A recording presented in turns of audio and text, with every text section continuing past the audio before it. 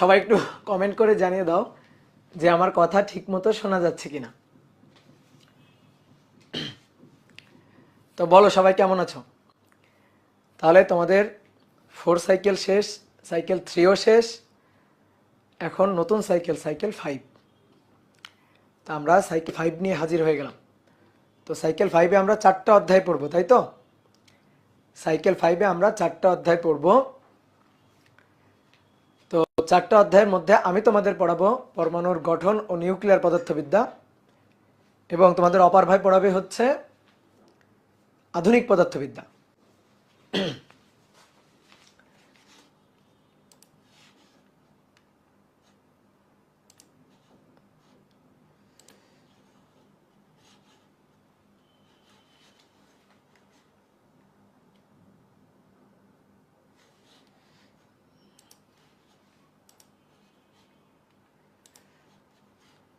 ওকে,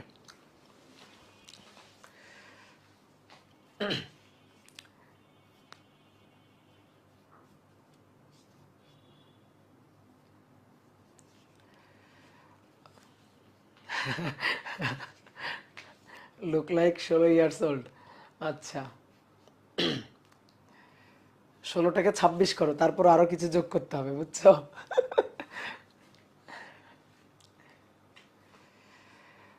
ওকে, তাহলে হ্যাঁ, সবাই মোটামুটি শুনতে পাচ্ছ, সবাই দেখতে পাচ্ছ। তাহলে চলো আমরা শুরু করি। আশা করি সবাই ভালো আছো, আমিও ভালো আছি। আমাদের আজকে থেকে সাইকেল 5-এর ক্লাস শুরু হলো। তো সাইকেল 5-এ আমরা এখন শুরু করতে যাচ্ছি নিউক্লিয়ার পদার্থবিদ্যা ও পরমাণু মডেল চ্যাপ্টারটা। এটা খুবই ছোট একটা চ্যাপ্টার এবং খুবই সহজ একটা চ্যাপ্টার। এই চ্যাপ্টারটার সাথে কেমিস্ট্রির অনেক মিল আছে। আমরা প্রথম দিকে কিছু জিনিস পড়বো যেগুলো অলরেডি তোমরা গুণগত রসায়ন কেমিস্ট্রিতে তোমরা পড়ে আসছো। তো এই কারণে তোমাদের বুঝতে কোনো প্রবলেম আশা করি হবে না, আরও খুব স্মুথভাবে তোমরা বুঝতে পারবা। তবে ফিজিক্সে আমরা যা পড়বো, মানে কেমিস্ট্রিতে তুমি পরমাণুর গঠন বা পরমাণুর মডেল রিলেটেড যে আলোচনা পড়ে আসছো, তার সাথে আমরা ফিজিক্সে এখানে এসে আরেকটু অংশ পড়বো, যেটা হচ্ছে তেজস্ক্রিয় ক্ষয়সূত্র ও নিউক্লিয়ার বিক্রিয়াগুলা। তো চলো আমরা শুরু করে দিই, ঠিক আছে? তো সবাইকে শুভেচ্ছা আজকের ক্লাসে। আজকের প্রথম ক্লাস পরমাণুর গঠন ও নিউক্লিয়ার পদার্থবিদ্যা। তো এই অধ্যায়ের আলোচনার শুরুতে আমি একটু ছোট্ট করে বলে নিই যে এই অধ্যায়ের আমরা কি কি টপিক আলোচনা করব। এই অধ্যায়ের টপিকগুলো আমি একটু ছোট্ট করে বলে নিই। টপিক খুব বেশি নাই, খুবই ছোট ছোট কিছু টপিক, ছোট্ট একটা চ্যাপ্টার। সেকেন্ড পার্টের যতগুলো চ্যাপ্টার আছে, তুমি বলতে পারো সেকেন্ড পার্টের যতগুলো চ্যাপ্টার আছে তার মধ্যে এইটা হচ্ছে অন্যতম ছোট একটা চ্যাপ্টার। আরও একটা ছোট চ্যাপ্টার আছে যেটা তোমাদের পড়া লাগবে না, তোমরা এই দিক দিয়ে খুব ভাগ্যবান। সেটা হচ্ছে পঞ্চম অধ্যায়, দিক পরিবর্তী প্রবাহ তড়িৎচুম্বক আবেশ। তো তোমাদের 24 ব্যাচের যেহেতু শর্ট সিলেবাস, তো এই চ্যাপ্টারটা তোমাদের মেবি নেই, ঠিক আছে? তো তোমাদের যতগুলো চ্যাপ্টার আছে তার মধ্যে সেকেন্ড পার্টের সবচেয়ে সহজ চ্যাপ্টার হচ্ছে এইটা, সবচেয়ে সহজ ছোট চ্যাপ্টার। তো আমরা একটু লিখি এই অধ্যায়ে আমরা যা যা পড়ব। এই অধ্যায়ে যা যা পড়ব, তাহলে এই অধ্যায়ের সিলেবাস বা পড়ার টপিক সম্পর্কে আমাদের একটা বেশ ভালো আইডিয়া হবে, বুঝছো? তো অধ্যায়ের শুরুতে আমরা আলোচনা করব হচ্ছে পরমাণুর মডেল। আজকে আলোচনা শুরু হবে। প্রথম টপিক হচ্ছে পরমাণুর মডেল। পরমাণুর মডেল, বোর পরমাণু মডেল, রাদারফোর্ড পরমাণু মডেল, শ্রোডিঞ্জার পরমাণু মডেল, এই পরমাণু মডেলগুলো নিয়ে আমরা আলোচনা করব। দেন তারপর বোর পরমাণু মডেলের সাহায্যে, মূল টপিক, এটা খুবই গুরুত্বপূর্ণ টপিক এবং মূল টপিক এই অধ্যায়ের বলতে পারো। বোর পরমাণু মডেলের সাহায্যে, বোর পরমাণু মডেলের সাহায্যে নিউক্লিয়াসকে কেন্দ্র করে ঘূর্ণনরত ইলেকট্রনের কক্ষপথের এনতম, মানে যে কোনো আর কি, এনতম কক্ষপথের বেগ, ব্যাসার্ধ এবং শক্তি নির্ণয়, শক্তি নির্ণয় সংক্রান্ত আলোচনা। এবং তারপরে আসে হচ্ছে পরমাণুর নিউক্লিয়াসের আকার, নিউক্লিয়াসের আকার, ব্যাসার্ধ, এগুলা নির্ণয়, ঘনত্ব নির্ণয়। আকার পাইলে ব্যাসার্ধ পাবো, ব্যাসার্ধ পাইলে আমরা আয়তন পাবো, তারপর আয়তন পাইলে আমরা সেখান থেকে ঘনত্ব নির্ণয় করতে পারবো। এবার 4 নম্বর টপিক, এটা হচ্ছে এক পার্ট। এই যে 3টা টপিক লিখলাম, এই 3টা টপিক হচ্ছে এই অধ্যায়ের একটা পার্টের। এবং বাকি যে পার্টটা সেই পার্টটা হচ্ছে তেজস্ক্রিয় ক্ষয় সূত্র। তেজস্ক্রিয় ক্ষয় সূত্র সৃজনশীল প্রশ্নের জন্য বা অ্যাডমিশন টেস্টের প্রশ্নের জন্য এই টপিক খুবই খুবই ইম্পর্টেন্ট। এবারও কিন্তু বুয়েটে এখান থেকে একটা কোশ্চেন আসছে, ঠিক আছে? এবারও বুয়েটে এখান থেকে একটা কোশ্চেন আসছে, আর বোর্ড পরীক্ষা তো আসবে, কলেজের পরীক্ষা তো কথাই নেই। তো খুবই ইম্পর্টেন্ট টপিক এবং খুবই সহজ, খুবই সহজ। তুমি এ পর্যন্ত যা পড়ছো, তোমরা যা পড়ছো, ফিজিক্সের সবচেয়ে সহজ টপিক হচ্ছে তেজস্ক্রিয় ক্ষয় সূত্র। এবার এরপরে আসো, এরপর আমরা পড়বো বন্ধন শক্তি, বাইন্ডিং এনার্জি ও ভর ত্রুটি, এবং লাস্টের দিকে একটা টপিক আছে, সেটা হচ্ছে নিউক্লিয়ার বিক্রিয়া,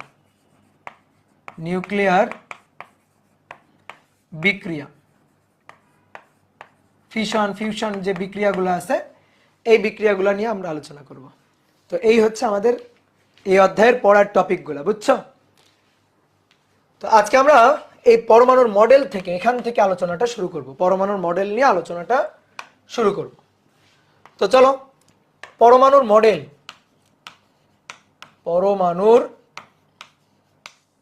মডেল। আজকে আমরা এই যে রকেট সায়েন্সের যে যুগে চলে আসছি, এটা কিন্তু একদিনে আসি নাই। এর পিছনে যুগ যুগ ধরে বিজ্ঞানীদের অক্লান্ত পরিশ্রম, তাদের চিন্তা ভাবনা, তাদের এক্সপেরিমেন্ট, তাদের থিওরির যে বেস ডেভেলপমেন্ট, এগুলা কিন্তু অনেকাংশে দায়ী আর কি। তো এভাবে আর কি একটা প্রজন্ম থেকে আরেকটা প্রজন্ম বিজ্ঞান এত উন্নত পর্যায়ে এসে পৌঁছেছে। তো পরমাণুর মডেল নিয়ে আলোচনা। আমরা কি করব? কোনো পদার্থের ক্ষুদ্রতম কণিকা, পরমাণু আমরা কাকে বলি? পদার্থের ক্ষুদ্রতম কণিকাকে। তুমি আশেপাশে যা কিছু দেখো, তার যে ক্ষুদ্রতম কণিকা, বিভিন্ন মৌলের বা যৌগের এই যে ক্ষুদ্রতম, একেবারে অ্যাটমিক লেভেলে গিয়ে যে আলোচনা, ক্ষুদ্রতম কণিকা, সেটা হচ্ছে পরমাণু। তো এই যে পরমাণু, এই পরমাণুর গঠনটা কেমন, এই পরমাণুর মধ্যে কি কি আছে এবং কিভাবে আছে, ইলেকট্রন, প্রোটন, নিউট্রন, পজিট্রন, এগুলার অবস্থানটা কেমন, এরা কিভাবে অবস্থান করতেছে, একটা পরমাণুর গঠনটা, আণবিক বিন্যাসটা কেমন হবে, সেই জিনিসটা আমরা জানতে চাই। তো সেটাই হচ্ছে পরমাণুর মডেল। বিভিন্ন বিজ্ঞানীরা বিভিন্ন সময়ে এই পরমাণুর মডেলের বিভিন্ন প্রস্তাবনা উপস্থাপন করছে। তো এই পরমাণু মডেলের প্রস্তাবনাতে প্রথমেই যার নাম আসে, সে হচ্ছে ডাল্টনের পরমাণু মডেল। এর আগেও ডেমোক্রিটাস, সেও পরমাণু মডেল নিয়ে কিছু কথা বলছিল, কিন্তু আমরা মূল আলোচনা যদি ধরি তাহলে ডাল্টন থেকেই হচ্ছে আলোচনা। তো প্রথম এই যে পরমাণু মডেল, সেটা হচ্ছে ডাল্টনের পরমাণু মডেল। ডাল্টনের পরমাণু মডেলের প্রস্তাবনার পরে দেখো, ডাল্টন যে পরমাণু মডেল দিয়েছে, তার মনে করো যে সব কিছু ঠিক না, বা কিছু ত্রুটি আছে, কিছু সীমাবদ্ধতা আছে, সেটাকে পরবর্তীতে সংশোধন করে একটু আপডেট পরমাণু মডেল নিয়ে হাজির হয়েছে আরও একজন বিজ্ঞানী পরবর্তী সময়ে, তার নাম হচ্ছে থমসন। তো তার নাম অনুযায়ী তার প্রদত্ত বা তার প্রস্তাবিত যে পরমাণু মডেল, সেটাকে বলা হয় থমসন পরমাণু মডেল। তাহলে আমরা একটু সিরিয়াল বাই কথাগুলো একটু লিখি। তো প্রথমে হচ্ছে ডাল্টন পরমাণু মডেল, দেন তারপর থমসন পরমাণু মডেল,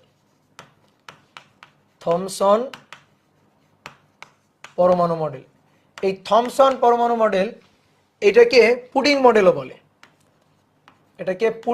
বলে, অথবা ওয়াটারমেলন মডেল, মানে তরমুজ মডেল আর কি, ওয়াটারমেলন মডেলও বলে। তো পুডিং মডেল কেন বলে আমরা জানবো, একটু পরে জানবো, এক এক করে আমরা আলোচনা করবো এগুলা।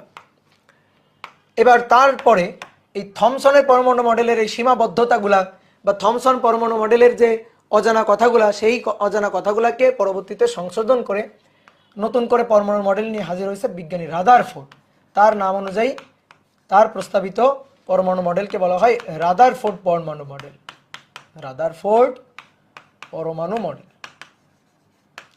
পরমাণু মডেল, এটাকে সৌর মডেল বলা হয়। এরপরে রাদারফোর্ড পরমাণু মডেলের সীমাবদ্ধতাগুলোকে দূর করে দিয়েছে বিজ্ঞানী বোর। তার নাম অনুযায়ী বোর পরমাণু মডেল, বোর পরমাণু মডেল।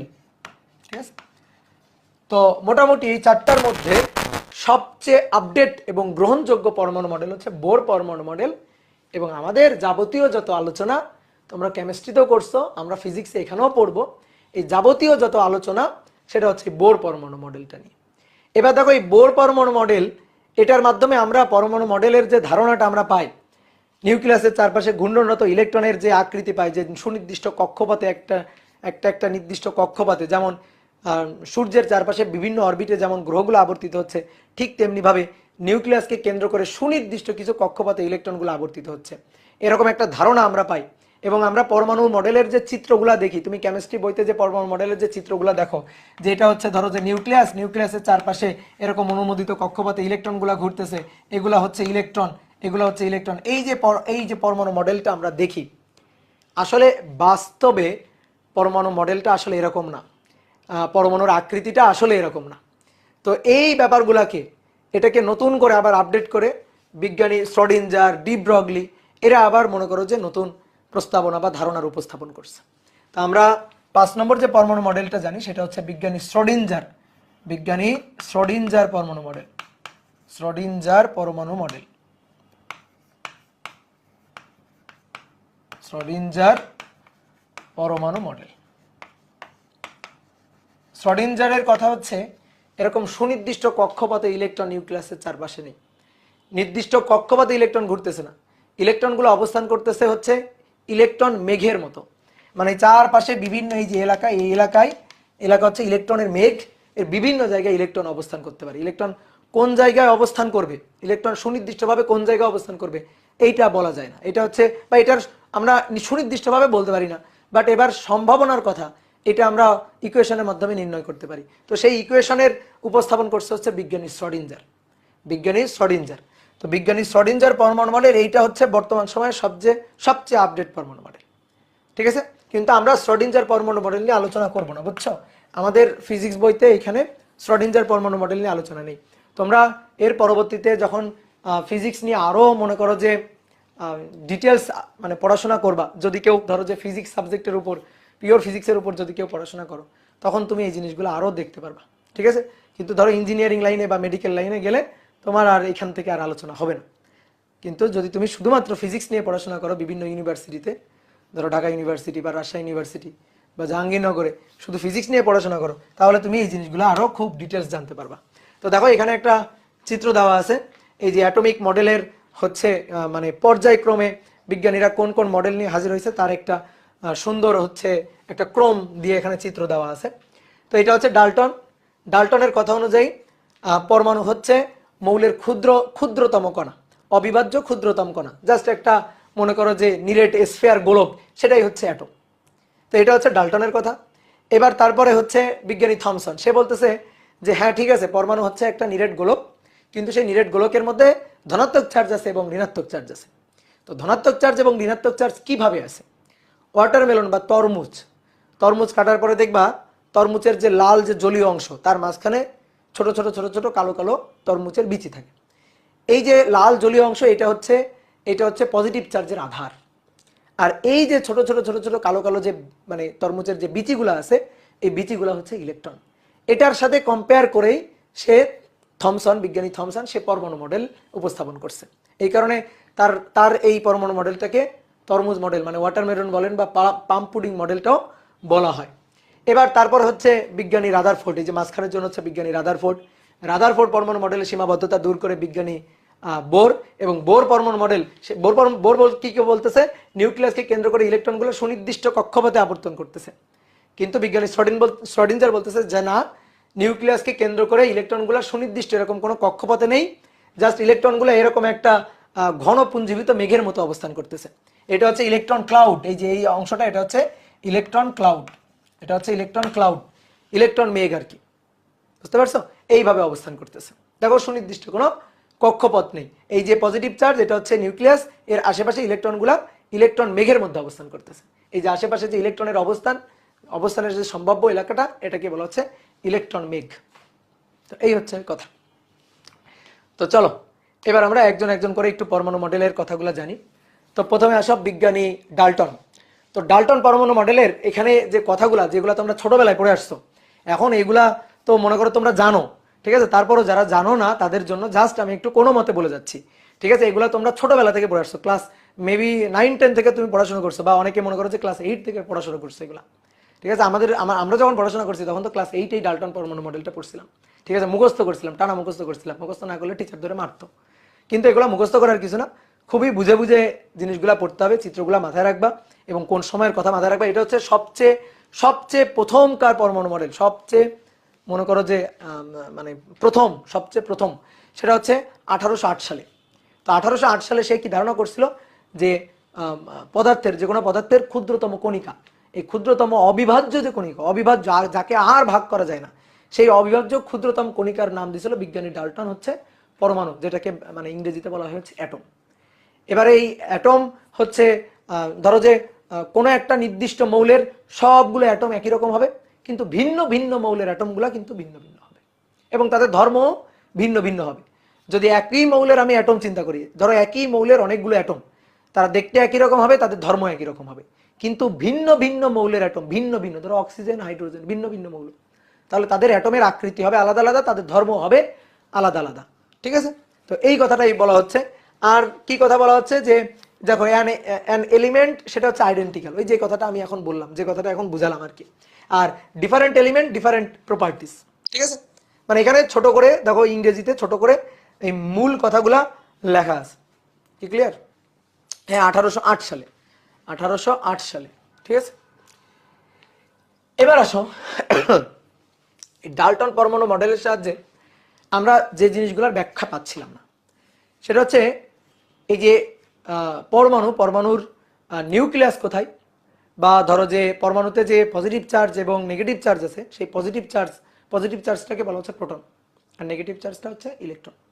তো এই পজিটিভ চার্জ এবং নেগেটিভ চার্জের অবস্থানটা কোথায়, এই পরমাণুকে ভাঙলে আমরা আর কি কি পাই, সেটা কিন্তু ডাল্টন বলতে পারে নাই। ডাল্টন কিন্তু জানতোই না যে পরমাণুকে ভেঙে আমরা ইলেকট্রন, প্রোটন, নিউট্রন এগুলো পাই। তো পরবর্তীতে বিজ্ঞানী থমসন, জে থমসন আর কি, ঠিক আছে? জে থমসন, এটার পুরো নাম কি? পুরো নাম হচ্ছে জোসেফ জন থমসন। তো বিজ্ঞানী জে থমসন সে হচ্ছে এক্সপেরিমেন্ট করে দেখলো যে পরমাণুর মধ্যে দুই ধরনের চার্জ বিদ্যমান, নেগেটিভ চার্জ আর পজিটিভ চার্জ। তো নেগেটিভ চার্জ এবং পজিটিভ চার্জ এরা কিভাবে অবস্থান করতেছে।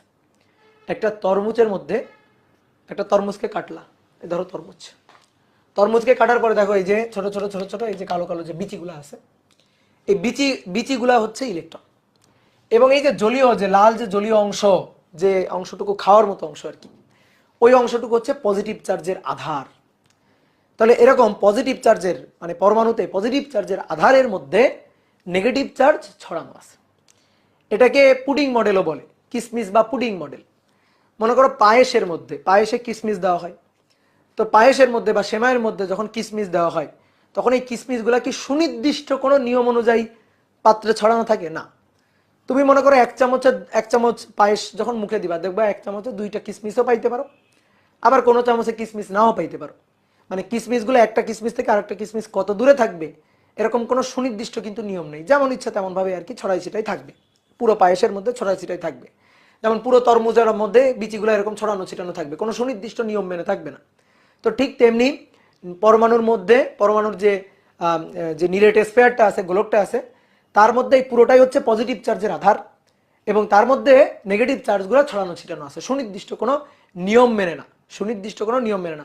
একজন বলছে ভাইয়া এগুলা কি নোট করবো? কোনো দরকার নেই এগুলো নোট করার, জাস্ট আমার কথাগুলো শোনো, এই স্লাইড তো তোমাকে দিয়ে দিব, তুমি একবার স্লাইড পড়ে নিবা, আর এগুলো সব বইতে আছে, ঠিক আছে?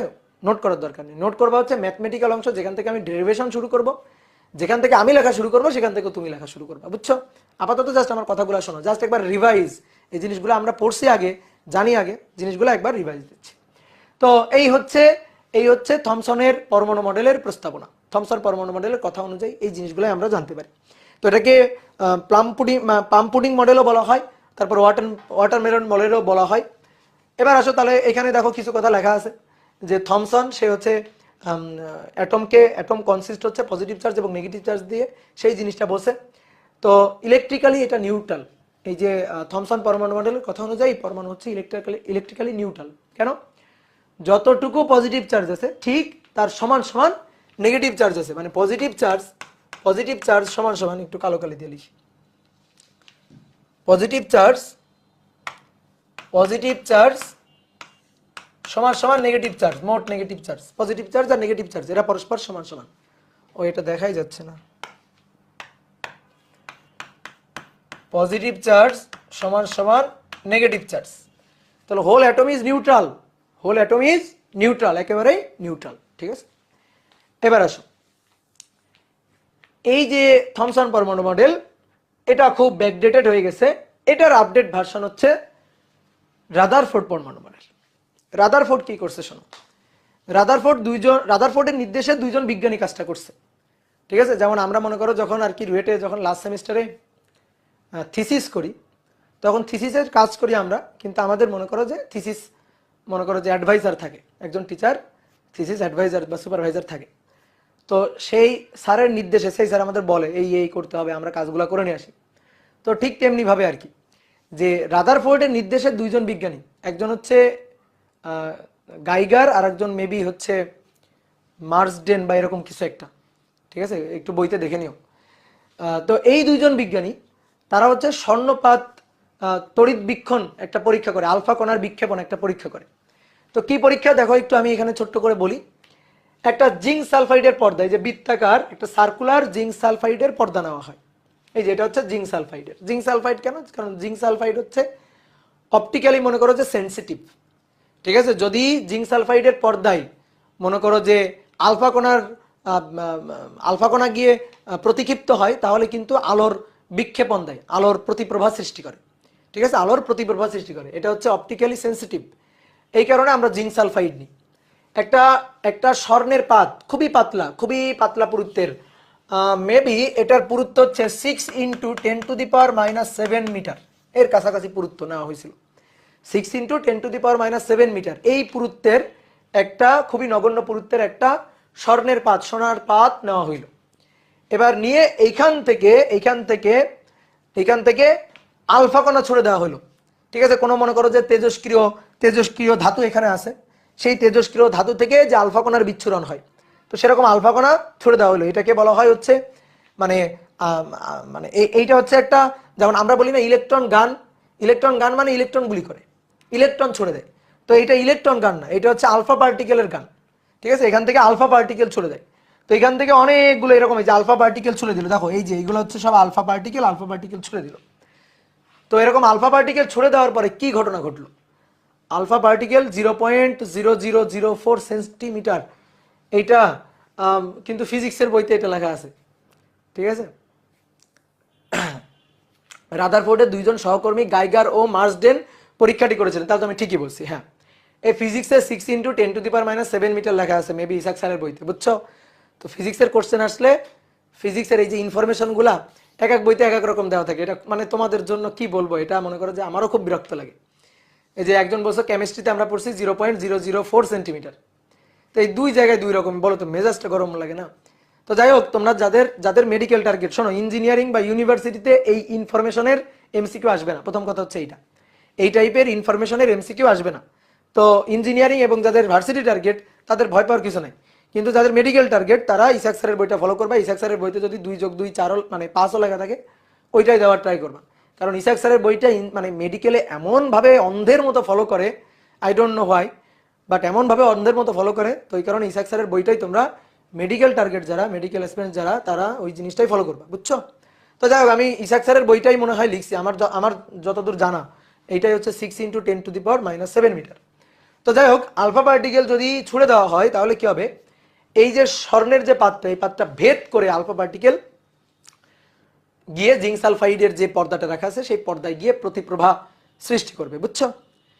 তো অনেকে মনে করতে পারে ভাই আলফা পার্টিকেল স্বর্ণের পাত ভেদ করে চলে যাবে। হ্যাঁ, ভেদ করে চলে যাবে, কারণ আলফা পার্টিকেলের ভেদন ক্ষমতা অনেক বেশি, সেই স্বর্ণের পাত ভেদ করে চলে যেতে পারে। ঠিক আছে, আমরা এই যে বিভিন্ন ধরো যে মেডিকেলে এক্সরের কাজে যে ব্যবহার করি না তেজস্ক্রিয় রেগুলার ব্যবহার করি না, কেন? কারণ এদের উচ্চ ভেদন ক্ষমতা সম্পন্ন, চামড়া ভেদ করতে পারে, হাড় ভেদ করতে পারে। ঠিক আছে, বা ধরো যে স্বর্ণের পাত ধাতুর পাত ভেদ করতে পারে। এই কারণে হচ্ছে যে এয়ারপোর্টে বা ধরো যে চোরাচালান প্রতিরোধে যখন আর কে স্ক্যান করা হয়, ঠিক আছে, বা মনে করো যে কোনো অবৈধ কোনো সরঞ্জাম আছে কিনা, বা সাপোজ কোনো বিস্ফোরক আছে কিনা, এগুলো স্ক্যান করে যে ধরা হয়, এইগুলোর কাজে এই উচ্চ ভেদন ক্ষমতা সম্পন্ন রেগুলার কিন্তু ব্যবহার করা হয়। তো এরকম উচ্চ ভেদন ক্ষমতা সম্পন্ন আলফা পার্টিকেল ছুড়ে দেওয়া হয়েছে। তো আলফা পার্টিকেল ছুড়ে দেওয়া হলে দেখা যায় যতগুলো আলফা পার্টিকেল ছুড়ে দেওয়া হলো, এখান থেকে মনে করো অনেকগুলো, ধরো 1,00,000 আলফা পার্টিকেল ছুড়ে দেওয়া হলো, বেশিরভাগ আলফা পার্টিকেল একেবারে সোজা, একেবারে সোজা, দেখো বেশিরভাগ, এটা হচ্ছে বেশিরভাগ আলফা পার্টিকেল একেবারে সোজা চলে যায়, সোজা গিয়ে এই জিঙ্ক সালফাইডের পর্দার উপর গিয়ে পড়ে। আর এখানে যখন পড়বে তখন এরকম জ্বলে উঠবে, মানে অপটিক্যালি সেন্সিটিভ, তো যখনই আলফা পার্টিকেল গিয়ে এই জিঙ্ক সালফাইডের পর্দায় পড়বে তখন জ্বলে উঠবে, আমি বুঝতে পারবো যে ওখানে গিয়ে একটা আলফা পার্টিকেল গিয়ে হিট করছে, আঘাত করছে। কি কথা হচ্ছে ক্লিয়ার? আর কিছু সংখ্যক, ঠিক আছে, খুবই কম কিছু সংখ্যক, বেশিরভাগই কিন্তু সোজা চলে যাবে। ভালো করে বুঝিও কথাগুলা, পয়েন্টগুলো ভালো করে বুঝিও, বেশিরভাগ সোজা চলে যাবে। কিছু সংখ্যক, ঠিক আছে, কিছু সংখ্যক, কিছু সংখ্যক দেখা যাবে সামান্য বেঁকে যাবে। যেমন এইটা দেখো সামান্য বেঁকে গেছে, এটা এই যে এটা সামান্য বেঁকে গেছে, তারপরে এটাও কিন্তু বেঁকে গেছে একটু, এটাও কিন্তু একটু বেঁকে গেছে। তো বেঁকে ওই পাশেই জিঙ্ক মানে এই যে স্বর্ণের যে পাতটা আছে সেই পাতের ওই পাশেই জিঙ্ক সালফাইডের পর্দায় গিয়ে প্রতিপ্রভা সৃষ্টি করবে।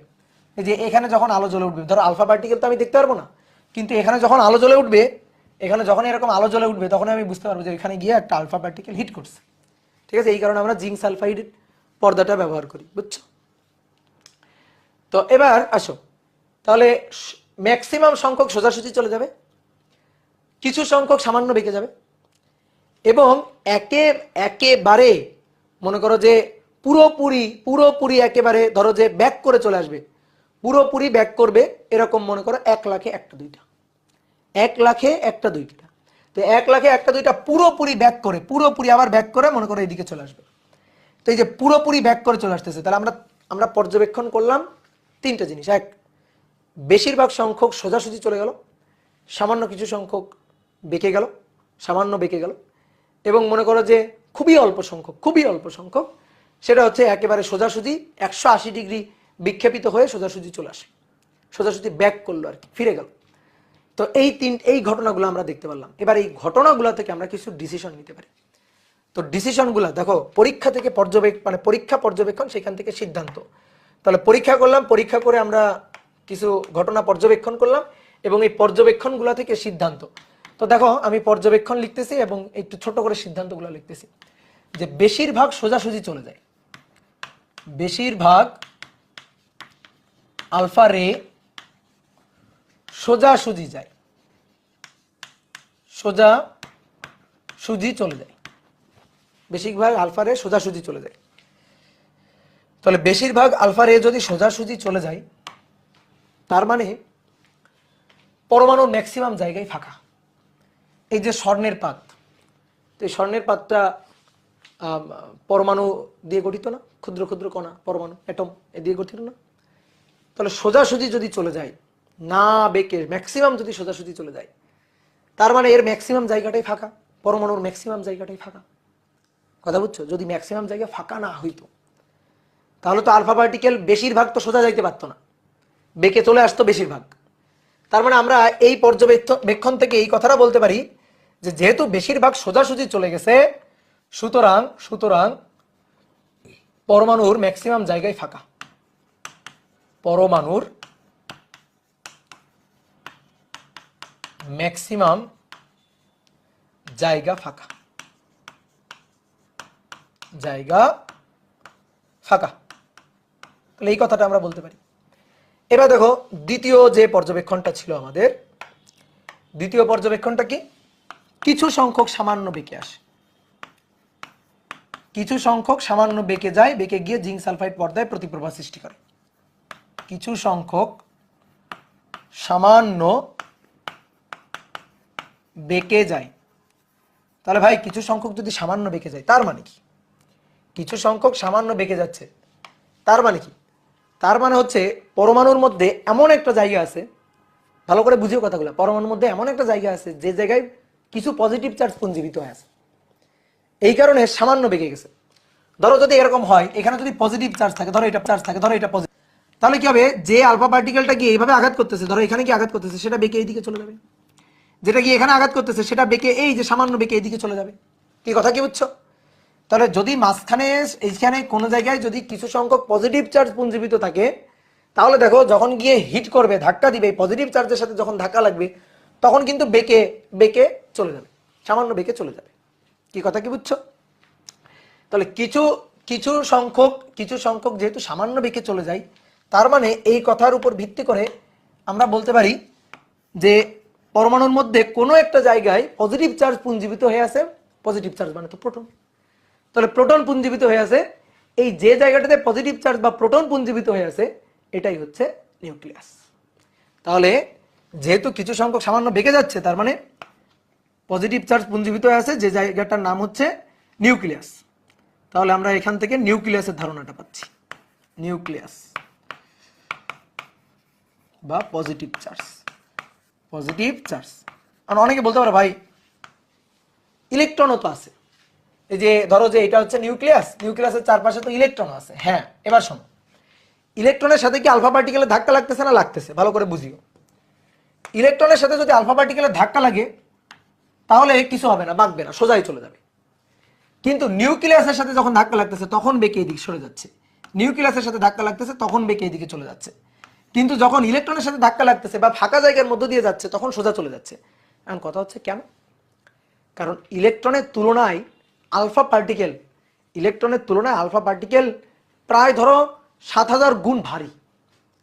তাহলে দেখো, একটা হালকা জিনিস তার চেয়ে 7000 গুণ ভারী একটা জিনিস, তো সেইটা যখন ওই হালকা জিনিসটাকে ধাক্কা দিবে, ইলেকট্রন হালকা, তার তুলনায় আলফা পার্টিকেল ইলেকট্রনের ম্যাস অনেক কম, ভর অনেক কম, আর আলফা পার্টিকেল ভর অনেক বেশি। তো সেইটা গিয়ে যখন ইলেকট্রনকে ধাক্কা দিবে, তাহলে ধাক্কা দিয়ে তো মনে করো সোজাই চলে যাবে। খুবই সহজ কথা, ধরো একটা একটা ছোট একটা বাইসাইকেল, আর তার সাথে মনে করো যে একটা বিশাল ভারী একটা ট্রাক এসে ধাক্কা দিল, তো ধাক্কা দিয়ে কি মনে করো যে সাইকেলকে রাখবে, তো ওটাকে ঠেলে নিয়ে সোজা চলে যাবে।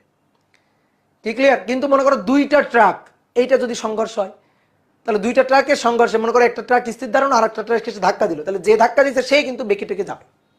কি ক্লিয়ার?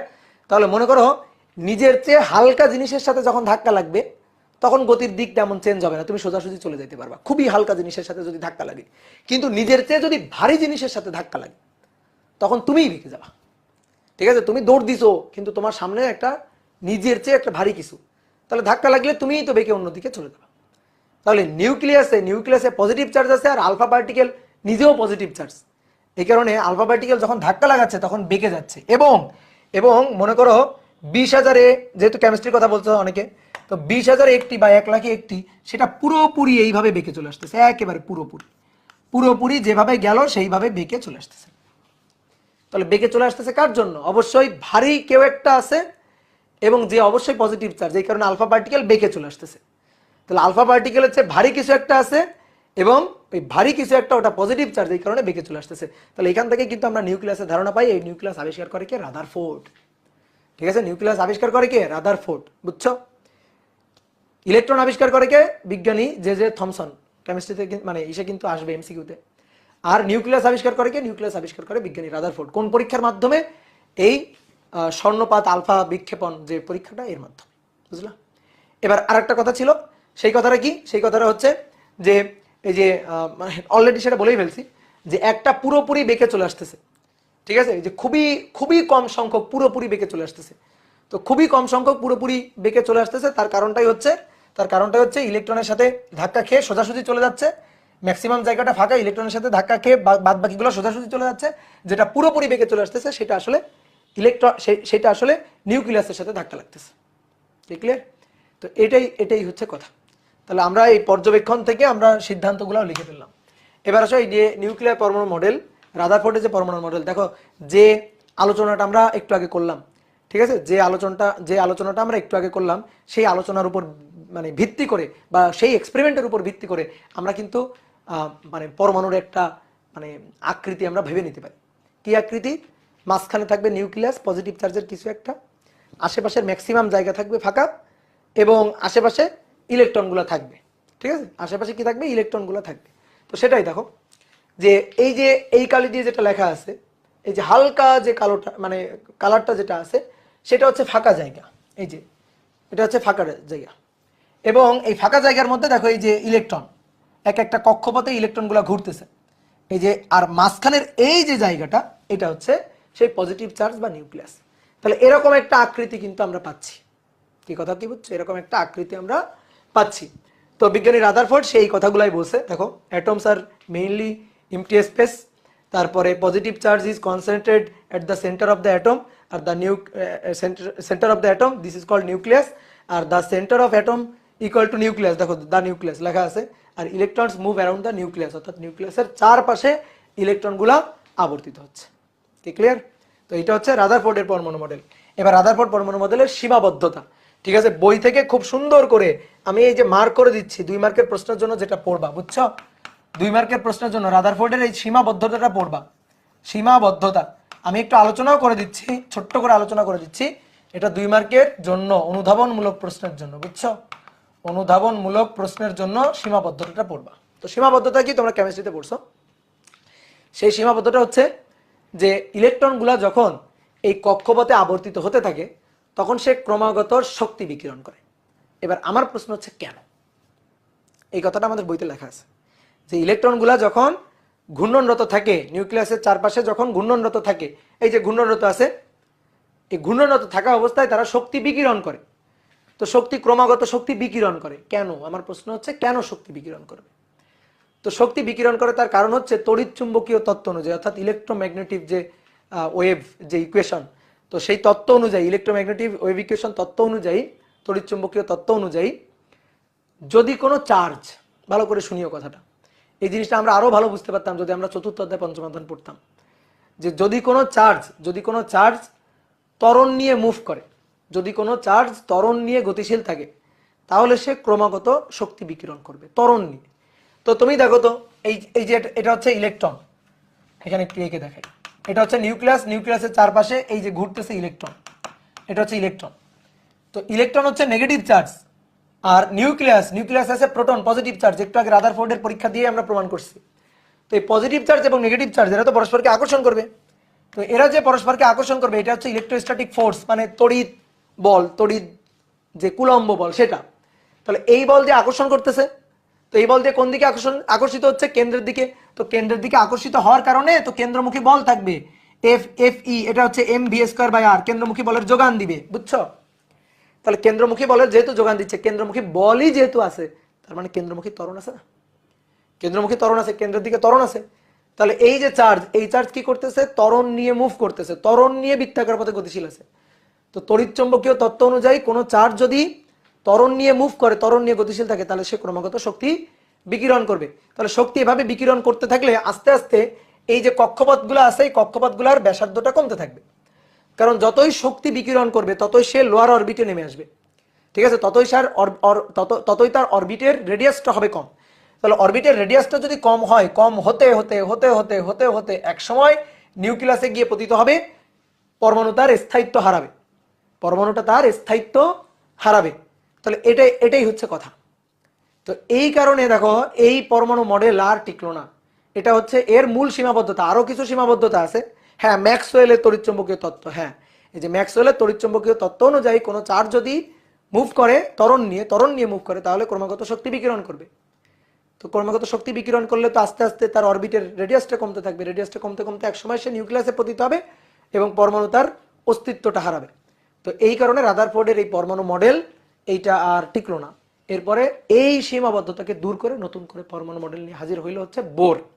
এখানে তোমাদের একটা কথা বলে রাখি, আমাদের বইয়ে সৌর মডেল বলা আছে রাদারফোর্ডের পরমাণু মডেলটাকে। রাদারফোর্ড সৌর মডেলের সাথে তুলনা করে সে পরমাণু মডেলের উপস্থাপন করছে। কিন্তু আমি একটু অনলাইনে ঘাটাঘাটি করে দেখলাম, সব জায়গায় বোর পরমাণু মডেলটাকে প্ল্যানেটারি মডেলটাই বলছে। ঠিক আছে, বোর পরমাণু মডেল এটাকেই সৌর মডেল বলছে সব জায়গায়। তো তোমাদের যেহেতু বইয়ে হচ্ছে রাদারফোর্ডের পরমাণু মডেলকে সৌর পরমাণু মডেল লেখা, তো তোমরা ওটাই লিখবা। সৌর মডেলটা হচ্ছে রাদারফোর্ডের, ওইটাই তোমরা লিখবা। ক্লিয়ার? তো এবার আসো বোর পরমাণু মডেল, এটা নিয়েই হচ্ছে আমাদের আলোচনা। তো বোর কি বলতেছে? বোর এবার অনেক কথা বলতেছে। বোর বলতেছে হ্যাঁ ঠিক আছে, পরমাণুর কেন্দ্রে হচ্ছে নিউক্লিয়াস, নিউক্লিয়াসে হচ্ছে প্রোটন এবং নিউট্রন। যে প্রোটন হচ্ছে পজিটিভ চার্জ, নিউট্রন হচ্ছে নেগেটিভ, সরি নিস্তড়িত, কোনো চার্জ নেই। তাহলে এরাই অবস্থান করতেছে নিউক্লিয়াসে এবং তাদেরকে ঘিরে ইলেকট্রনগুলো সুনির্দিষ্ট স্থায়ী কক্ষপথে আবর্তনরত আছে।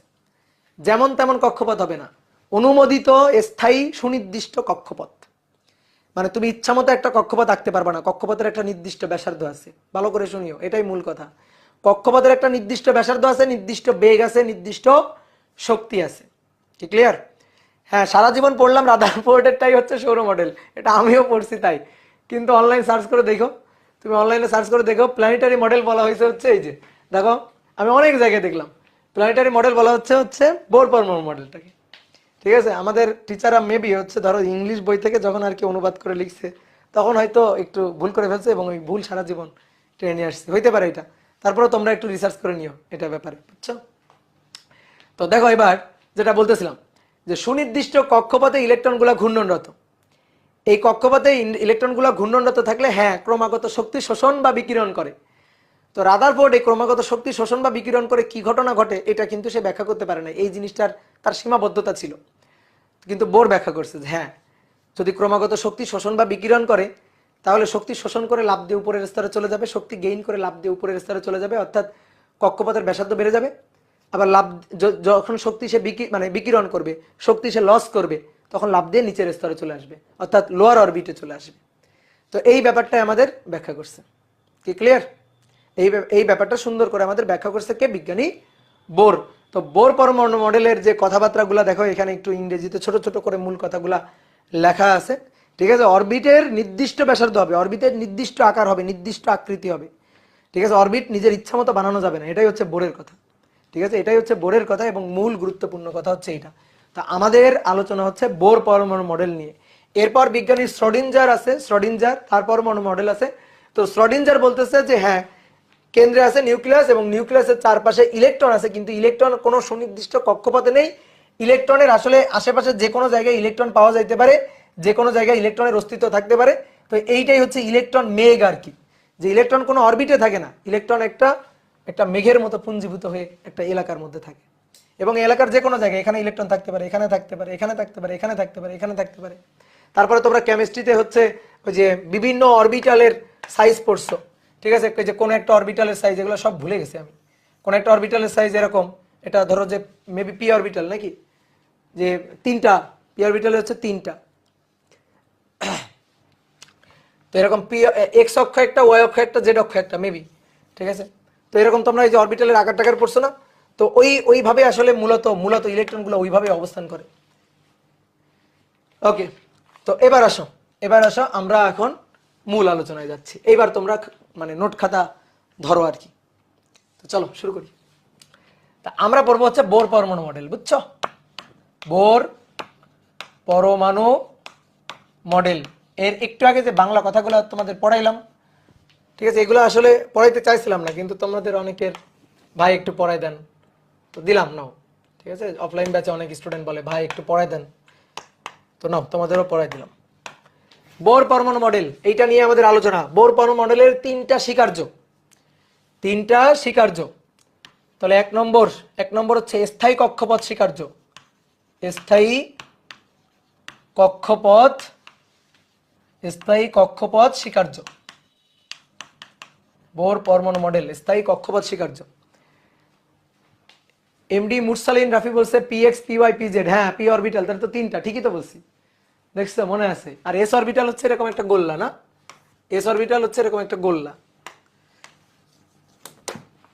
দেখছো মনে আছে। কেমিস্ট্রি তো সহজ, মনে থাকে। তাহলে স্থায়ী কক্ষপথ স্বীকার্য, এটা হচ্ছে প্রথম স্বীকার্য।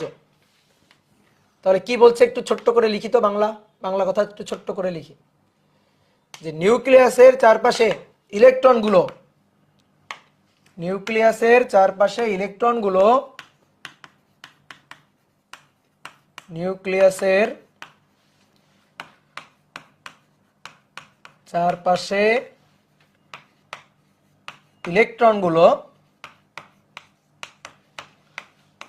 সুনির্দিষ্ট অনুমোদিত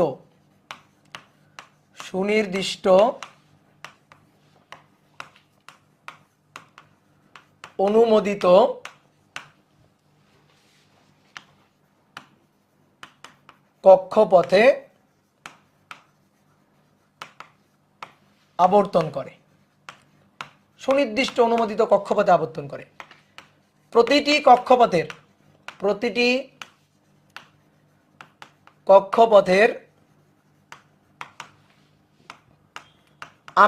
আকার মানে আসলে ব্যাসার্ধ, আকার এবং ওই কক্ষপথগুলোতে আবর্তনরত ওই কক্ষপথগুলোতে আবর্তনরত ইলেকট্রনের বেগ এবং শক্তি নির্দিষ্ট,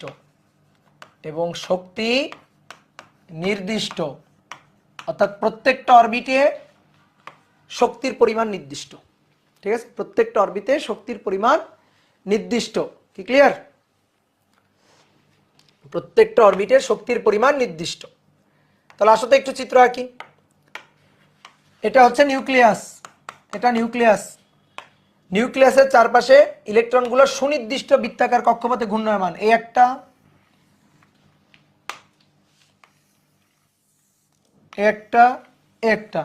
দেখো তিনটা কক্ষপথ আঁকছি আমি এখানে। দেখো তিনটা কক্ষপথ এখানে আঁকা হয়েছে, এই যে তিনটা কক্ষপথ। তাহলে কক্ষপথগুলোতে ইলেকট্রনগুলা আবর্তনরত, এই বৃত্তাকার কক্ষপথে ইলেকট্রন আবর্তনরত। এই যে কক্ষপথটা, এই কক্ষপথ প্রথম কক্ষপথ, দ্বিতীয় কক্ষপথ, তৃতীয় কক্ষপথ। শোনো, প্রথম কক্ষপথ এবং দ্বিতীয় কক্ষপথের মাঝখানে ফাঁকা জায়গা আছে। প্রথম কক্ষপথ দ্বিতীয় কক্ষপথের মাঝখানে ফাঁকা জায়গা আছে, কিন্তু ফাঁকা জায়গা থাকলে ওখানে অরবিট থাকতে পারবে না, ওখানে অরবিট হবে না। ধরো এই যে প্রথম এবং দ্বিতীয় কক্ষপথের মধ্যে তুমি এসে কি করলা, যে ভাই এই দেখেন না, ইয়ার একটা অরবিট, আমি একে দেখালাম, এই একটা অরবিট, বুঝছো, এই যে একে দেখালাম, এটা হতে পারবে না। কক্ষপথ সুনির্দিষ্ট, প্রথম কক্ষপথ দ্বিতীয় কক্ষপথ, প্রথম এবং দ্বিতীয় কক্ষপথের মাঝখানে ইলেকট্রন কোথাও থাকতে পারবে না, কারণ ওখানে কোনো অরবিট নেই। দ্বিতীয় কক্ষপথ তৃতীয় কক্ষপথ, এর মাঝখানে কোনো অরবিট নেই, ওই মাঝখানে কোনো ইলেকট্রন থাকতে পারবে না। মহাকর্ষ অধ্যায়ে তোমরা কৃত্রিম উপগ্রহ পড়ছো না? সেই কৃত্রিম উপগ্রহকে, এই যে কয়েকদিন আগে হচ্ছে ভারত পাঠালো চন্দ্রযান, তারপরে হচ্ছে মনে করো আমরা একটা স্যাটেলাইট পাঠিয়েছিলাম। তো এই স্যাটেলাইটগুলো পৃথিবীর চারপাশে কক্ষপথে আবর্তনরত থাকে না? তো এই কক্ষপথগুলা যে কোনো কিছু হইতে পারে। আমি মনে করো যে বেগ বাড়াবো, তো কক্ষপথ চেঞ্জ হয়ে যাবে, বেগ কমাবো, তাও কক্ষপথ চেঞ্জ হবে। অর্থাৎ এই যে পৃথিবীকে আবর্তন করে যে কক্ষপথ, মানে কৃত্রিম উপগ্রহগুলোর যে কক্ষপথ আছে, এই কক্ষপথগুলোতে সুনির্দিষ্ট বেগ এবং সুনির্দিষ্ট কিন্তু শক্তি। তো তুমি চাইলে কক্ষপথ এখানে যে কোনো কিছুই করতে পারো। ঠিক আছে, তুমি চাইলে কক্ষপথ যে কোনো কিছু করতে পারো। তুমি একটা কৃত্রিম উপগ্রহকে কোথায় রাখবা, ভূপৃষ্ঠ থেকে কত উচ্চতায় রাখবা, ভূপৃষ্ঠ থেকে কত উচ্চতায় সে পৃথিবীর চারপাশে আবর্তিত করবে, এটা কিন্তু তুমি সুনির্দিষ্টভাবে মানে নিজে ঠিক করে নিতে পারো। কিন্তু একটা ইলেকট্রন সে সুনির্দিষ্ট কক্ষপথে থাকবে, এই কক্ষপথগুলো ফিক্সড। এই দুইটা কক্ষপথের মাঝখানে তুমি কোনো ইলেকট্রনকে রাখতে পারবে না। দুইটা কক্ষপথের মাঝখানে, অনুমোদিত কক্ষপথের মাঝখানে নতুন করে তুমি আর একটা কক্ষপথ বানাইতে পারবে না। ঠিক আছে, কিন্তু মনে করো এইখানে এই কক্ষপথে একটা কৃত্রিম উপগ্রহ স্যাটেলাইট আছে, আবার এই কক্ষপথে একটা কৃত্রিম উপগ্রহ স্যাটেলাইট আছে, এখানে আছে। আমি কি করলাম, মনে করো এইটা এই যে কক্ষপথটা, এই কক্ষপথ মনে করো যে ভারতের একটা স্যাটেলাইট আছে, এই কক্ষপথে এখানে চীনের একটা স্যাটেলাইট আছে। তুমি কি করলা, তুমি একটা স্যাটেলাইট উৎক্ষেপণ করলা, যেটাকে তুমি মনে করো যে ভারত এবং চীনের মাঝখানে এই কক্ষপথে মনে করো যে আবর্তিত হবে। তো এটা সম্ভব, এটা করা যায়। কিন্তু প্রথম কক্ষপথে একটা ইলেকট্রন আছে, দ্বিতীয় কক্ষপথে একটা ইলেকট্রন আছে, তুমি কি করলা, নতুন করে আরেকটা ইলেকট্রন বললা যে প্রথম এবং দ্বিতীয় কক্ষপথের মাঝখানে থাকবে। সম্ভব না, কারণ অনুমোদিত কক্ষপথ, নির্দিষ্ট স্থায়ী কক্ষপথ। কি ক্লিয়ার? এবং এই কক্ষপথগুলোতে শক্তির পরিমাণও নির্দিষ্ট। প্রথম কক্ষপথে শক্তি E1, দ্বিতীয় কক্ষপথে E2, তৃতীয় কক্ষপথে E3, এরকম। তাহলে এটা হচ্ছে প্রথম স্বীকার্য। এবার আসো 2 নম্বর স্বীকার্য। 2 নম্বর স্বীকার্যটা হচ্ছে ভরবেগের স্বীকার্য, কৌণিক ভরবেগের স্বীকার্য। কৌণিক ভরবেগটাই লিখি, কৌণিক ভরবেগ সম্পর্কিত স্বীকার্য।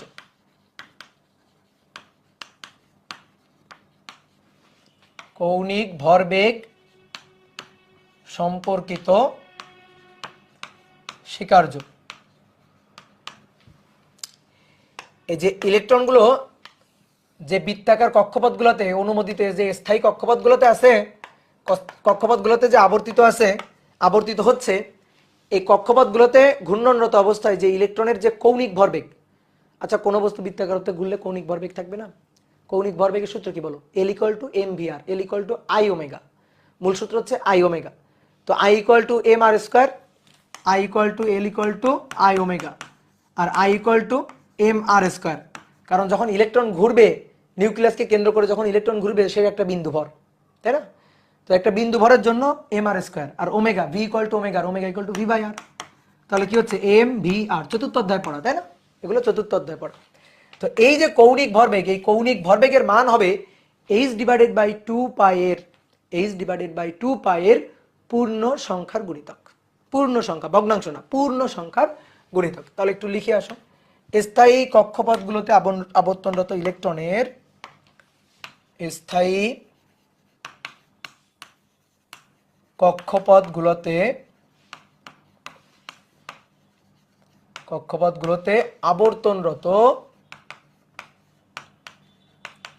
আবর্তনরত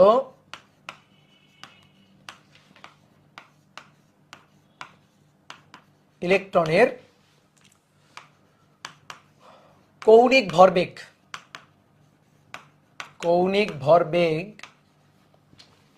h/2π এর পূর্ণ সংখ্যার সরল গুণিতক। পূর্ণ সংখ্যার সরল গুণিতক। তাহলে আসো একটু চিত্রকে বুঝি। এটা নিউক্লিয়াসের চারপাশে অনুমোদিত স্থায়ী কক্ষপথ আছে, প্রথম, দ্বিতীয়, তৃতীয়। তো এই কক্ষপথগুলোতে ঘূর্ণনরত ইলেকট্রনের কৌণিক ভরবেগ L = mvr। এটা হবে কি? এটা হবে h/2π এর পূর্ণ সংখ্যার গুণিতক, অর্থাৎ সামনে একটা n। এই n কি হইতে পারে? n হচ্ছে পূর্ণ সংখ্যা, ভগ্নাংশ না। 1 2 3 ... পূর্ণ সংখ্যা হইতে পারে। তো এগুলাকে বলা হচ্ছে মুখ্য কোয়ান্টাম সংখ্যা, কোয়ান্টাম নাম্বার। এগুলো হচ্ছে কোয়ান্টাম নাম্বার, এগুলা কোয়ান্টাম সংখ্যা, মুখ্য প্রিন্সিপাল কোয়ান্টাম নাম্বার, মুখ্য কোয়ান্টাম সংখ্যা। ঠিক আছে? আরো খুব সহজ ভাষায় বললে কক্ষপথের নম্বর, কক্ষপথ কততম, সেটা যে কততম কক্ষপথ। যদি প্রথম কক্ষপথের ইলেকট্রনের কৌণিক ভরবেগ হয়, তাহলে n এর মান 1, কারণ প্রথম কক্ষপথের জন্য কোয়ান্টাম নাম্বার 1। যদি দ্বিতীয় কক্ষপথ হয়, তাহলে দ্বিতীয় কক্ষপথ হলে n এর মান 2, কারণ দ্বিতীয় কক্ষপথের কোয়ান্টাম নাম্বার 2। ঠিক আছে? প্রিন্সিপাল কোয়ান্টাম নাম্বার আর কি। ঠিক আছে? তাহলে এইটা হচ্ছে সূত্র, L = mvr = nh/2π। তাহলে দেখো বোর পরমাণু মডেলের এই যে কক্ষপথ মানে ভরবেগের যে স্বীকার্য, ভরবেগের যে প্রস্তাবনা, এইটা থেকে আমরা একটা ম্যাথমেটিক্যাল ইকুয়েশন পাই। ঠিক আছে? জানি তো এটা আমরা। নেক্সট, তারপরে 3 নম্বরটা, এটা হচ্ছে সবচেয়ে গুরুত্বপূর্ণ। রাদারফোর্ডের মানে যে সীমাবদ্ধতা, সেইটাকে সে দূর করে দিছে। তো 3 নম্বরটা হচ্ছে শক্তির শোষণ বা বিকিরণ সম্পর্কিত প্রস্তাব। শক্তির শোষণ বা বিকিরণ সম্পর্কিত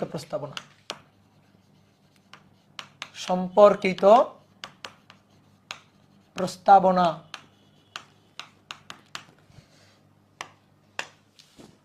তাহলে ম্যাক্সওয়েলের তড়িৎচুম্বক তত্ত্ব অনুযায়ী ইলেকট্রনগুলো যখন ত্বরণ নিয়ে মুভ করবে, ত্বরণ নিয়ে গতিশীল থাকবে, ইলেকট্রনগুলো যখন ত্বরণ নিয়ে মুভ করবে, তখন ক্রমাগত শক্তি বিকিরণ করে। তাহলে শক্তি বিকিরণ করলে তো নিচের স্তরে নেমে আসার কথা। তো এইভাবে কি হবে? একটা সময় নিউক্লিয়াসে পতিত হবে। এটাই ছিল হচ্ছে ওই যে রাদারফোর্ড পরমাণু মডেলের সীমাবদ্ধতা। তো এই সীমাবদ্ধতার ব্যাখ্যাটাই দিচ্ছে। এটা হচ্ছে ধরো নিউক্লিয়াস, এইটা একটা কক্ষপথ, অন্য কালি দিয়ে কি, এটা একটা কক্ষপথ, প্রথম কক্ষপথ, দ্বিতীয় কক্ষপথ, ধরো এটা তৃতীয় কক্ষপথ। তো ধরো একটা ইলেকট্রন, যে ইলেকট্রনটা দ্বিতীয় কক্ষপথে আছে।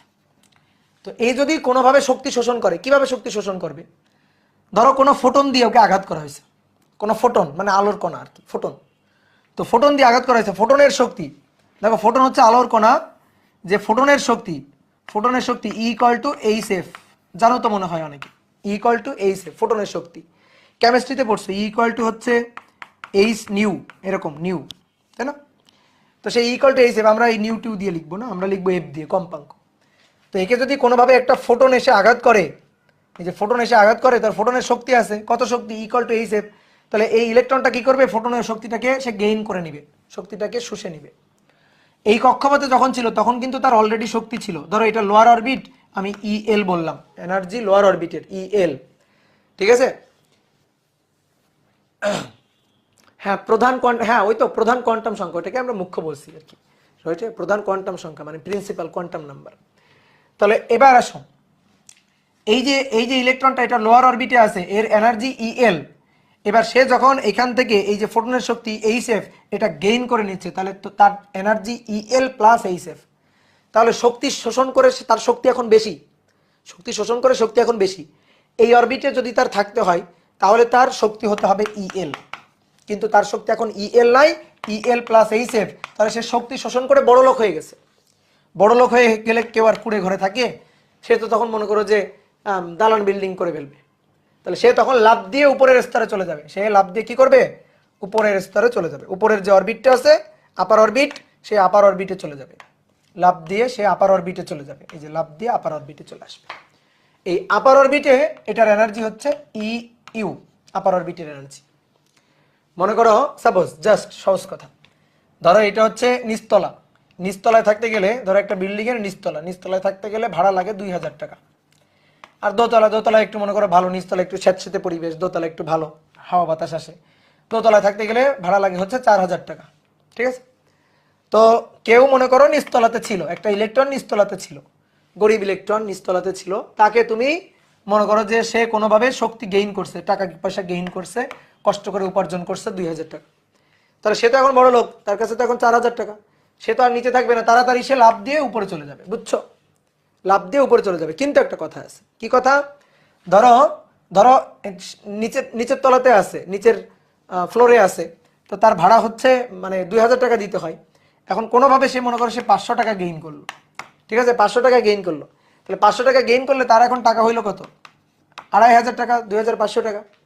তো এটা নিয়ে সে কি দোতলায় যাইতে পারবে? দোতলায় থাকতে গেলে 4000 টাকা দিয়ে থাকতে হয়। তাহলে সে কিন্তু দোতলায় আর 4000 টাকা দিয়ে সে থাকতে পারবে না, ওই রুম কিন্তু তার ভাড়া হবে না, তাই না? তাহলে তার কাছে আছে কত এখন? 2500 টাকা। তাহলে সে কোথায় থাকবে? নিচতলা আর দোতলার মাঝামাঝি। এবার তুমি বলো, নিচতলা আর দোতলার মাঝামাঝি সিঁড়িতে থাকা যায়? সিঁড়িতে থাকা সম্ভব? সিঁড়িতে থাকা যাবে না, কারণ সিঁড়িতে কোনো স্থায়ী কক্ষপথ নেই। কক্ষপথ হয় নিচতলায় নয়তো দোতলায়, ঠিক আছে? দোতলা নিচতলার মাঝখানে কিছু নাই। তাহলে এই কারণে মাঝখানে সে থাকতে পারবে না। সে তাহলে কি করবে? এই 500 নিবে না, সে নিচতলাতেই থাকবে, সে 500 আর নিবে না। কথাটা বুঝছো? তাহলে এই যে লোয়ার অরবিটের এনার্জি EL, আপার অরবিটের এনার্জি EU, এর মাঝখানে তো কোনো অরবিট নেই। তাহলে আপার অরবিটে ঢোকার জন্য যতটুকু এনার্জি দরকার, সেই কিন্তু এই ফোটনের কাছ থেকে ঠিক ততটুকু এনার্জি গেইন করবে। মানে যে ফোটন দিয়ে আঘাত করছি সেই ফোটন যদি তাকে ওইটুকু শক্তি সাপ্লাই দিতে সক্ষম হয়, তখনই সে লাফ দিয়ে উপরের স্তরে যাবে, অন্যথায় কিন্তু যাবে না। এবার উপরের স্তরে থাকলে কি হবে? ধরো উপরের স্তরে আছে, কোনোভাবে সে কি করলো, এবার একটা ফোটন সে রিলিজ করলো। ধরো এখানে আছে, উপরের স্তরে আছে, তাহলে ফোটন সে রিলিজ করলো। অর্থাৎ ফোটন রিলিজ করা মানে কি? E=H/F পরিমাণ শক্তি সে ছেড়ে দিল। এই যে E=H/F, এই পরিমাণ শক্তি সে ছেড়ে দিল। তাহলে যতটুকু গেইন করে উপরের স্তরে আসছিল ঠিক ততটুকু শক্তি সে ছেড়ে দিল। তাহলে ছেড়ে দিয়ে সে তখন কি করবে? লাফ দিয়ে আবার নিচের স্তরে চলে যাবে, লাফ দিয়ে আবার নিচের স্তরে চলে যাবে। কথা কি বুঝছো? লাফ দিয়ে নিচের স্তরে চলে যাবে। তাহলে এইভাবে দেখো, শক্তি গেইন করে লাফ দিয়ে উপরের স্তরে, শক্তি বিকিরণ করে বা বর্জন করে, শক্তি রিলিজ করে সে আবার লাফ দিয়ে নিচের স্তরে চলে আসতেছে। তাহলে আমি কি এই কথাটা বলতে পারি, এই শোষিত বা বিকিরিত শক্তি, শোষিত অথবা বিকিরিত যে শক্তির পরিমাণটা, বিকিরিত শক্তি, এই শোষিত বা বিকিরিত শক্তির পরিমাণটা কত? শোষিত বা বিকিরিত শক্তির পরিমাণ হচ্ছে এই নিচতলা আর দোতলা, এই দুই তলার যে ভাড়া বৈষম্য, ভাড়ার যে পার্থক্য, সেটাই হচ্ছে শোষিত বা বিকিরিত শক্তি। কি কথা বুঝছো? ধরো দোতলায় ছিল, 4000 টাকা দিয়ে ভাড়া থাকতো, হঠাৎ করে মনে করো গরিব হয়ে গেছে, 2000 টাকা মনে করো যে সে হারাই ফেলছে, রিলিজ করে ফেলছে। তাহলে দোতলায় তো আর মালিক তারা থাকতে দিবে না, তখন আবার তারে নিচতলায় পাঠাই দিবে। তাহলে এই যে নিচতলায় এবং দোতলায় এই যে যাওয়া আসা করতে তার যতটুকু মানে নিচতলা থেকে উপরতলা যাইতে, উপরতলা থেকে নিচতলায় নামতে যতটুকু টাকা পয়সা তার হারাইতে হয় বা শোষণ করতে হয়, সেই টাকা পয়সার পরিমাণটা হচ্ছে এই 2 তলার ভাড়া বৈষম্য। কি কথা বুঝছো? রনি বলছে কয়েকদিনের বড় লোক। হ্যাঁ, কয়েকদিনের বড় লোক। লাভ দিয়ে উপরের স্তরে গেছিল, আবার যখন শক্তি শোষণ করে লাভ দিয়ে আবার নিচের স্তরে ফেরত আসছে, তার মানে ও কয়েকদিনের জন্য বড় লোক হয়েছিল আর কি। তাহলে এই যে শোষিত বা বিকিরিত শক্তির পরিমাণটা ই, ঠিক আছে, এই ই এটা হচ্ছে এই 2 কক্ষপথের লোয়ার অরবিট এবং আপার অরবিটের শক্তির ডিফারেন্স, শক্তির তারতম্য। ঠিক আছে, তো শক্তির তারতম্য বোঝানোর জন্য সরাসরি মাইনাস চিহ্ন না দিয়ে একটু এই যে পার্থক্য চিহ্ন, ঢেউ, একটা পার্থক্য চিহ্ন দিয়ে দাও। তাহলে কোনটা বড় কোনটা ছোট ওটা ম্যাটার করে না, আমরা সবসময় শক্তির ডিফারেন্সটা নিব। অনেক সময় দেখবো অনেকে হিসাব নিকাশ করতে গিয়ে এখানে মাইনাস নিয়ে আসবে, আমরা ভাই কখনো মাইনাস আনবো না, আমরা সবসময় শক্তির পার্থক্যটা নিয়ে কাজ করব। শোষিত শক্তি কত, এত, বিকিরিত শক্তি কত, এত। তো আমরা শোষিত শক্তি বা বিকিরিত শক্তির জাস্ট পরিমাণটা বলবো, মাইনাস বা প্লাস সামথিং না। ঠিক আছে, জাস্ট মাইনাস মানে জাস্ট মানটুকু বলবো, কোনো মাইনাস প্লাস না। ভাইয়া শক্তি কোথা থেকে শোষণ করে? ওই যে ফোটনের শক্তি শোষণ করে। এই যে ফোটন গিয়ে যখন আঘাত করবে, যে গিয়ে আঘাত করলো তার কাছ থেকে শক্তি শুষে নিবে। ওই ফোটনের যে শক্তি ছিল কত, E=H, ওই ফোটনের কাছ থেকে তার শক্তি শুষে নেয়। শক্তি সংরক্ষণশীল, তার একটা মনে করো যে শক্তি সংরক্ষণশীলতা, এই যে বোর পরমাণু মডেলের এই 3 নম্বর যে স্বীকার্য, সেটা আসলে শক্তির সংরক্ষণশীলতা ব্যাখ্যা করে। শক্তির তো সৃষ্টি বা ধ্বংস নেই, আকাশ থেকে তো শক্তি পড়তে পারবে না, তাই না? তো শক্তি আসবে কোত্থেকে, শক্তির মানটা আসবে কোত্থেকে, এই শোষিত বা বিকিরিত শক্তিটা আসবে কোত্থেকে? এই শোষিত বা বিকিরিত শক্তিটা আসবে হচ্ছে ফোটন থেকে। তাহলে সে ফোটন রিলিজ করলে ওই রিলিজকৃত ফোটনের যে এনার্জি, সেই শক্তিটাই সে রিলিজ করবে। আর যখন সে শক্তি গেইন করবে, ইলেকট্রন যখন শক্তি গেইন করবে, তখন যে ফোটনটা গিয়ে তাকে হিট করতেছে তার যে শক্তিটা সেটাই সে গেইন করবে। বুঝছো আমার কথা? তাহলে E=EU - EL, এই ইটাই হচ্ছে এইচএফ। এইচএফ এটা EU - EL। বুঝতে পারছো? বুঝতে কি পারছো বলো? এই হচ্ছে আমাদের কথাবার্তা। ভাইয়া ফোটন ছাড়া কি অন্য কিছু থেকে শক্তি কি নিতে পারবে? ফোটন ছাড়া অন্য কিছু থেকে শক্তি নিতে পারবে কিনা? ফোটন ছাড়া অন্য কিছু থেকে শক্তি নিতে পারবে কিনা এইটা না আমি শিওর হয়ে বলতে পারতেছি না, এটা আমি শিওরলি বলতে পারতেছি না। তবে ম্যাক্সিমাম সময় সে যে শক্তিটা রিলিজ করে সেটা শোষিত বা বিকিরিত শক্তিটা তো ফোটনই হবে। ঠিক আছে, শোষিত বা বিকিরিত শক্তি এটা তো ফোটনের শক্তি হবে, ফোটনই হবে, ফোটন ছাড়া মেবি কিছু হয় না।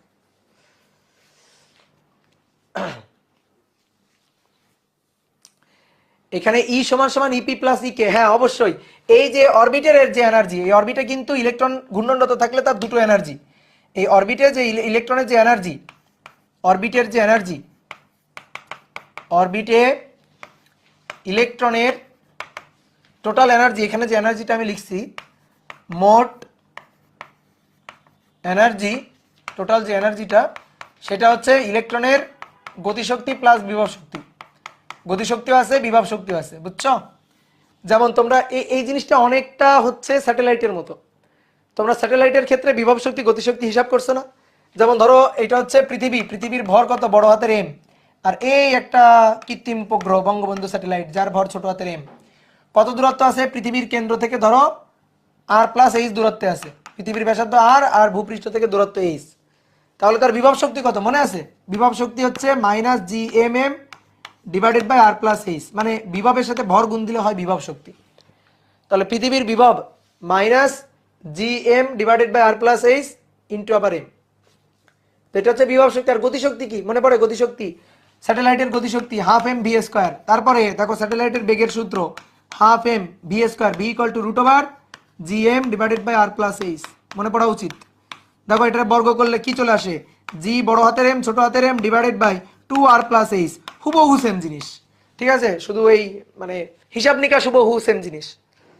এবার এই দুইটা যোগ করে দিলে মোট শক্তি পাওয়া যাবে। এখানেও তাই করব, সেম জিনিস করব, হিসাব নিকাশ সেরকমই হবে। বুঝতে পারছো? হিসাব নিকাশ আলাদা কিছু হবে না, হিসাব নিকাশ একই রকমই হবে। তো পরের দিন শোনো, আজকে বেশি পড়াবো না, আজকে একটু কম পড়াবো, আজকে থিওরিটিক্যাল কথাবার্তাটুকু পড়াবো এই পর্যন্তই। নেক্সট দিন থেকে আমরা থিওরির আলোচনা শুরু করব। ঠিক আছে, একেবারে ম্যাথমেটিক্যাল ডেরিভেশন আলোচনা শুরু করব। তাহলে নেক্সট দিন আমরা কি করব শোনো, যে পরমাণুর এনতম কক্ষপথে ঘূর্ণনত ইলেকট্রনের এনতম কক্ষপথের ব্যাসার্ধ, বেগ, গতিশক্তি, বিভব শক্তি, বড় বড় বড় বড় অনেকগুলো সূত্র আনবো। সেই সূত্রগুলো শর্টকাটে মনে রাখার টেকনিক শিখবো এবং এই সূত্রগুলো দিয়ে পরের দিন ম্যাথ প্রবলেম সলভ করব। ঠিক আছে, আজকে শুরু করলাম না, তার কারণ হচ্ছে আজকে শুরু করলে এই টপিক শেষ করতে অনেক সময় লেগে যাবে। তো প্রথম ক্লাস, এই কারণে শুরু করলাম না আজকে। আমি অবশ্য ভেবে নিয়েছিলাম যে শুরু করব, কিন্তু এখন সময় দেখতেছি অনেক হয়ে গেল। তো ওই টপিকটা শুরু করলে শেষ করতে হবে, যেটার জন্য অনেক সময় লাগবে। তো আজকে প্রথম ক্লাস, তোমরা একটু রিল্যাক্সে থাকো।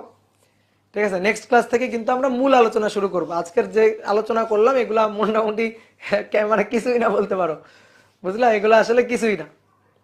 ফোটনটা কি? ফোটনটা হচ্ছে ভাইয়া আলোর কণা। বোরিং ক্লাস ছিল, হ্যাঁ বোরিং ক্লাস, থিওরি ক্লাস তো বোরিং ক্লাসই হবে। ঠিক আছে, মোহতাসিম, কেমিস্ট্রি বোরিং, সহজ কথা, কেমিস্ট্রি কি বোরিং। আর্কাইভ দিয়েছেন ভাই, আর্কাইভটা আমার তো এই অধ্যায়ের আর্কাইভ নেই। আমি কি তোমাদের এই ক্লাস আগে নিয়েছি বলো?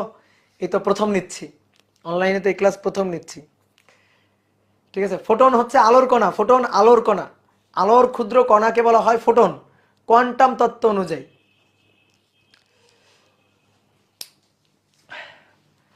কলেজে পরীক্ষা চলতেছে, মেহেদি বলছে কলেজে পরীক্ষা চলতেছে। কয়টা ক্লাস লাগবে? কয়টা ক্লাস? ধরো 7টা 8টা, 7টা ক্লাস লাগবে, ধরো 7টা। ভাইয়া কয়টা ক্লাস লাগবে? সিদ্ধাতুল নিয়া বলছে কয়টা ক্লাস লাগবে? ভাইয়া 3 আওয়ারের ক্লাস নেন। নিব নিব নিব 3 আওয়ারের ক্লাস নিব, ওয়েট করো।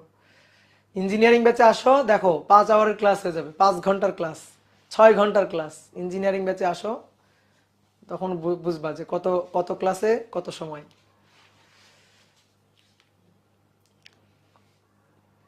ভাই আপনার অফলাইন ব্যাচে সেকেন্ড পার্ট পড়ানো শুরু, কি লিখছো? শুরু হয়েছে, শুরু হবে এই 5 বা 7 তারিখ থেকে শুরু হবে।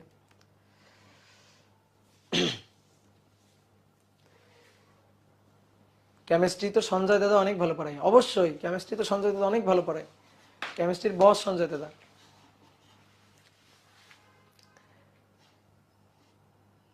ইঞ্জিনিয়ারিং পড়লে কি ভার্সিটি হয়ে যায়? হ্যাঁ, ইঞ্জিনিয়ারিং এর প্রিপারেশন নিলে মোটামুটি ভার্সিটির জন্য হ্যাঁ হয়ে যায়, বুঝছো। তবে তোমার যদি মেইন টার্গেট থাকে যে ভার্সিটি, মেইন একেবারে মেইন ফোকাস থাকে ভার্সিটি, তাহলে ইঞ্জিনিয়ারিং ব্যাচে ঢুকে বড় বড় ম্যাথ না করার সাজেশন হচ্ছে আমার। মেইন টার্গেট যদি ইঞ্জিনিয়ারিং থাকে, আর মনে করো মেইন টার্গেট মানে সরি মেইন টার্গেট যদি ভার্সিটি থাকে, তাহলে ইঞ্জিনিয়ারিং ব্যাচে ঢুকে বড় বড় ম্যাথ না করলেই ভালো। আর মেইন টার্গেট যদি ইঞ্জিনিয়ারিং থাকে, তাহলে তোমার জন্য ইঞ্জিনিয়ারিং ব্যাচের বিকল্প কিছুই নাই। ভাই আপনার স্লাইডগুলো সাদা করলে ভালো হয় না? সাদা করলে ভালো হয় না, সাদা করলে আমার পড়াইতে অনেক সমস্যা হয়, চোখের অনেক সমস্যা হয় আমার।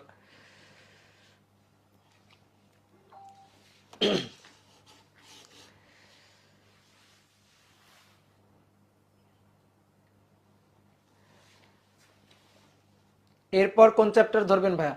এরপর দেখি তোমাদের অপর ভাই আমাকে যে চ্যাপ্টার পড়াইতে বলবে আমি সেই চ্যাপ্টার ধরবো। দেখি এবার একটু ওয়েব অ্যাপে আসি, তাহলে ফেসবুকে বিদায় দিয়ে ওয়েব অ্যাপে আসি একটু। টাটা ফেসবুকবাসী, টাটা। এই সাইকেলে আপনি কোন কোন চ্যাপ্টার নেবেন? এই সাইকেলে আমি চ্যাপ্টার নিব হচ্ছে নিউক্লিয়ার ফিজিক্স, যেটা সহজ। ঠিক আছে, অপরকে আমি বলছি এই চ্যাপ্টারটা সহজ, এই চ্যাপ্টারটা আমাকে দাও। আবার আমাকে ভৌত আলোক বিজ্ঞান দিতে চাইছিল মেবি, আমি বলছি না এই চ্যাপ্টারটা আমাকে দাও, এই চ্যাপ্টারটা সহজ।